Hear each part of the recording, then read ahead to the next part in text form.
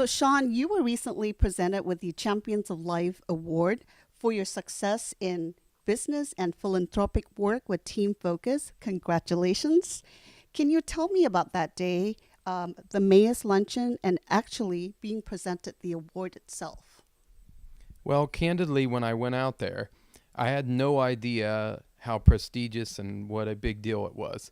Um, when I got out there and I had realized that it was such a rare award to get and only a handful of people get it per year, my father-in-law was with me, who I very much love and respect. And he did some research and had showed me just how big of a deal it was. And I can tell you, I was with mixed emotions. Um, I don't know the right word to use, but I almost felt unworthy of the award when I saw the type of people that had won it in the past. And so for 24 hours or so before the mayor's luncheon, all I could think about was, man, how can I live up to this? And I feel awful young and somewhat undeserving to get it now. And then as I sat there at the luncheon and I looked at my friend or my son and his friends that I had brought and my father, and I reflected on my life. I said, you know what? For what I've been through and the amount of lives that I feel I have impacted and what I've done for my family, I felt like maybe I did deserve half of the award. And so I told myself for the other half, I would spend the rest of my life trying to live up to that and earn it. And it really has stuck with me and made me analyze my life and what I want the rest of it to look like. Well, Shawn, you definitely earned it. Can you tell me a little about Team Focus and why it's so important to you? Team focus, earlier in life, my wife and I, through our success, was looking for some type of charity or goodwill thing we could do to make a difference in people's lives, hence the Inspire Happiness. And we identified with Team Focus because for such a little amount of money, they make such an impact in so many people's lives, as kids that are under 18 and kids that grow up without a father figure in their life. So it means a lot to me to see that they can do so much on so little, and the amount of time that I give it is pretty minimal in the grand scheme of things for how big of an impact that it is. Well, thank you for sharing. Um, can you describe a moment at Team Focus that sticks out as particularly rewarding for you?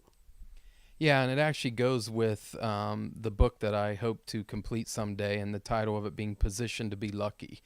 Um, of all the kids there, and there was about 35 or 40, only one kid took the time to come to me after my initial contact with all of them and really stand out. And he put himself in a position to be lucky. He said, I admire what you've done.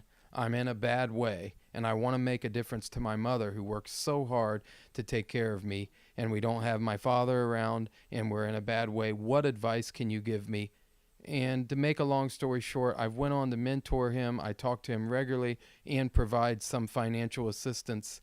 And it's just makes me think of myself, and it makes me also hopefully inspire others by saying you have to stand out from a crowd, because many people are average in this world and have needs. You have to do something that separates you from the masses. And here's a kid that's in a very bad way, and he made it his mission to come and seek me out in front of 40 people. He did it on his own, and now we still are in contact, and he's went on to do some great things.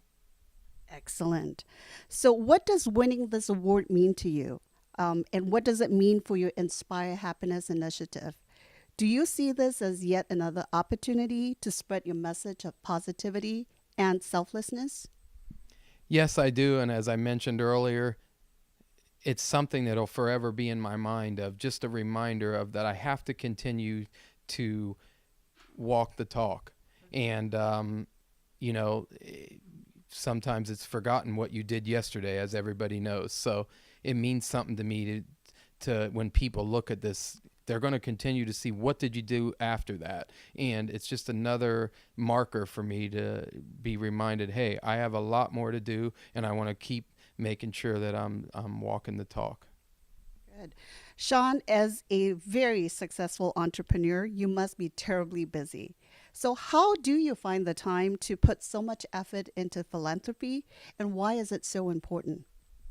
Well, it's like anything in life. If you like it enough, you have enough passion for it, and it's part of your core values, you have to make time for it.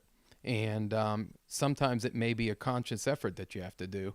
And with that being said, obviously I choose to stick it into my calendar and be part of those events, travel if needed. And I know that it's able to help so many, and it's something that me and my family care about. So it's since it's part of our core values, it's very easy for me to make time for it.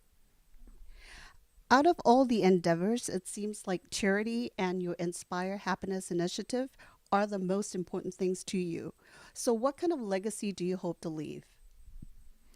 Well, I dream of a time when I'm out of the so-called rat race. I'm not quite there yet, as a lot of people would think, because you have 70 Verizon stores. You are. I haven't necessarily secured my entire financial freedom because of how many people I take care of besides me and my family.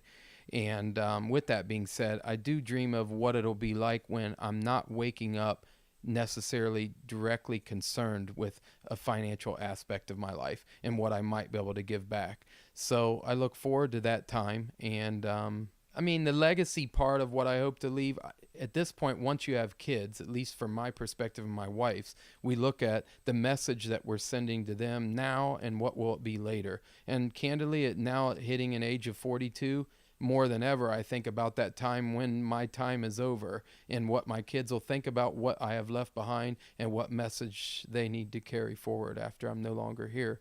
So by me living a life that I'm proud of now and that I know that they're proud of me for, I feel like that can continue, and hopefully that sends them the right message that they'll fight hard to continue that as well, hence the legacy. Thank you. So, what qualities do you look for in a future Champions of Life honoree? Obviously, the qualities start with integrity and somebody's how ethical they are, but most of all, too, you look again, as I mentioned earlier, that for myself, is are they walking the talk? Are they actually doing what they say they're doing? And you can obviously, with today's society, you can just Google and look what people do, and then you can ask with the organizations they're involved with what people think about them. So it stands out that you could find out very easily if they're doing what they say they're doing. So it stems from them being ethical at the very forefront, and then are they actually making a difference in people's lives? One of the things I'm extremely proud of, without sounding arrogant, is at least every 2 or 3 days, I either get an email or a text or I run into somebody personally that says, I'm so inspired by your story and what you've done in life. And I'll tell you, when people say, even my own kids ask me, my son especially, what fuels you every day to continue down this path? It is that. When I run into somebody and I know that I've made a difference in their life and they're just so inspired by that, it makes me just want to help that many more people and make a difference in the world. And I just want to continue down that path. It's very fulfilling for me. Well, thank you, Shawn, for inspiring me to go out and do something and help other people. You're an inspiration, and once again, congratulations on your award.